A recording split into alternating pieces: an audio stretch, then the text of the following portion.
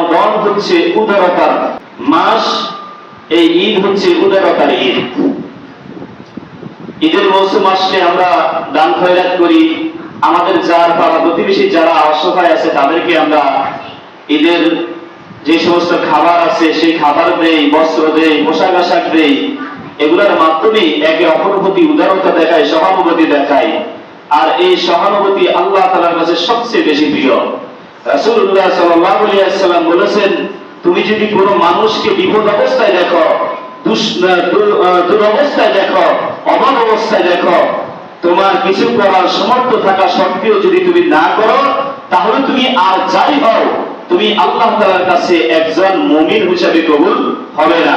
তুমি হইতে পারে একজন আলেম, তুমি হইতে পারো মুফতি, মুহাদ্দিস, তুমি বড় শাইখুল হাদিস, অথবা নিজেকে নিজে পাক্কা মুসল্লি মনে করতে পারো, আর যাই হোক না হোক আল্লাহ তাআলার কাছে তুমি এখনো মুমিন হতে পারো নাই। কথা কি বুঝতে পেরেছেন?